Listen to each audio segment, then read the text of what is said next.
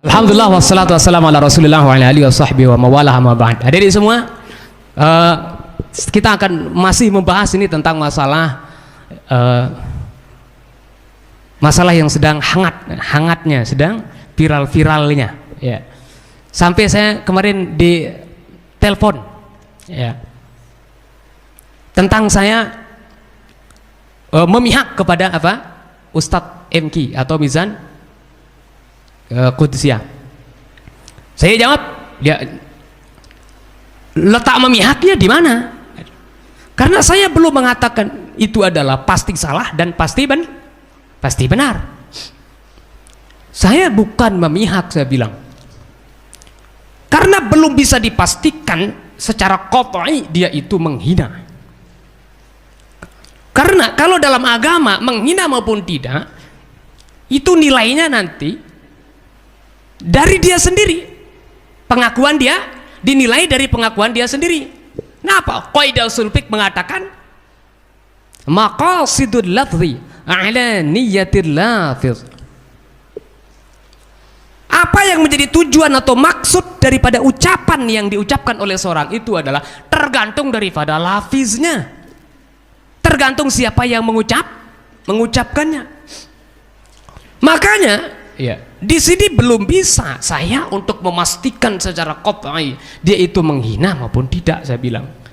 Nah, belum bisa saya juga dikatakan membela maupun menyalahkan. Saya bilang, oh Ustaz, itu kelihatannya itu menghina dari gesternya. Ya kalau kita nilai orang dari gester, ya tidak bisa hanya dari itu saja. Karena gestur orang seperti sudah saya sampaikan bisa jadi multi tafsir juga.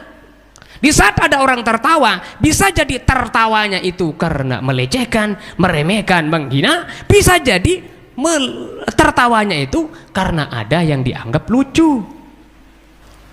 Bisa juga ada orang tertawa di dalam kamar mandi sendirian di depan cermin, itu karena ada yang lucu.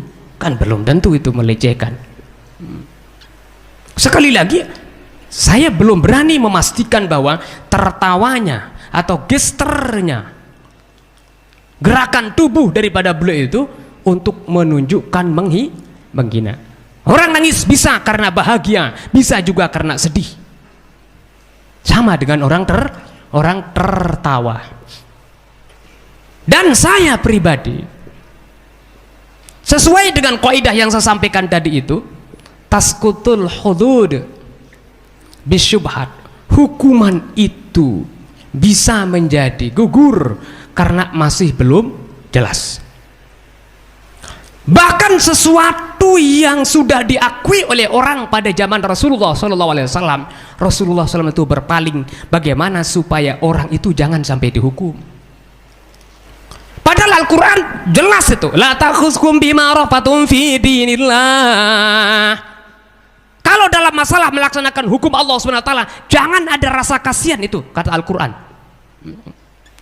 Tetapi Rasulullah SAW itu, kalau itu belum qat'i, belum pasti dan masih belum jelas, padahal sekelas Rasulullah yang ungkapannya sangat terkenal, sabda beliau itu, lau saraqat binti Fatimah, jikalau putriku Fatimah mencuri, laqata'tu yadaha, aku sendiri yang akan potong tangannya.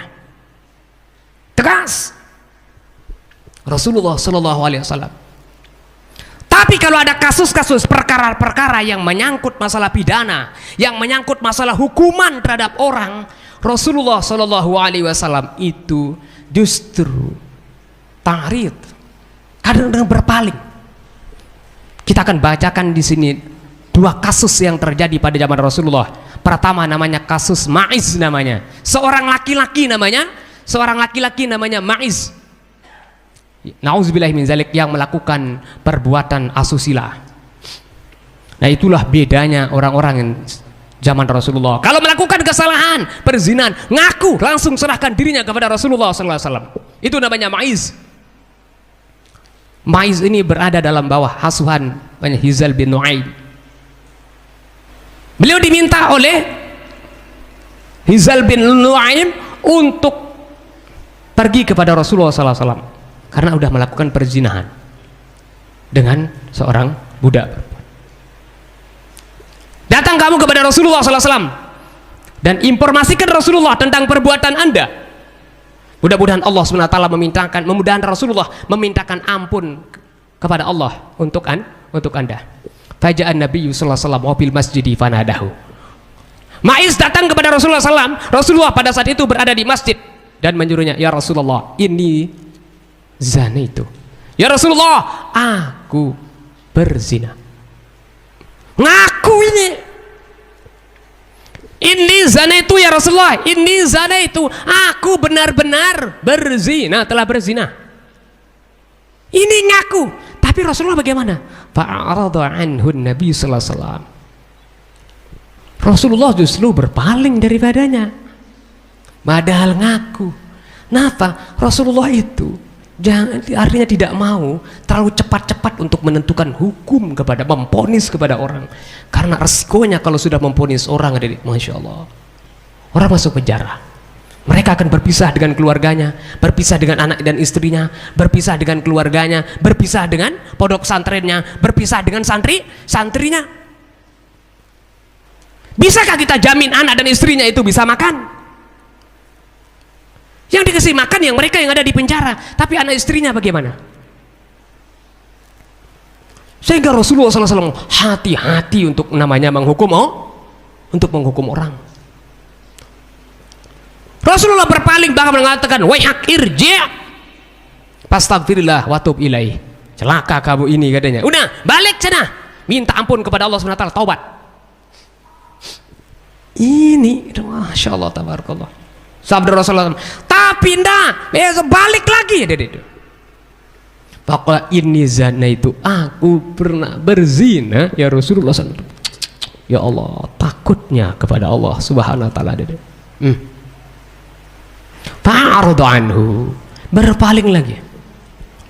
Faqala tahhirni ya Rasulullah faqad zanaitu, sucikanlah aku ya Rasulullah, aku sudah pernah berzina.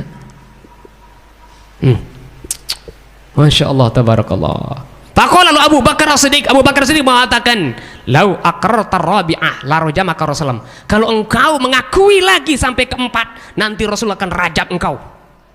Walakinnahu abah, tapi Ma'iz itu abah, tetap itu tidak mau untuk melaksanakan saran daripada Abu Bakar, tetap mengadakan, ndak wahai Abu Bakar, ya Rasulullah, zina itu fatahirni, aku benar-benar sudah berzina, fatahirni, sucikan aku ya Rasulullah. Ini sikap Rasulullah SAW terhadap kasus yang ada unsur hukumannya, ada unsur hadnya, apalagi ini sampai rajam.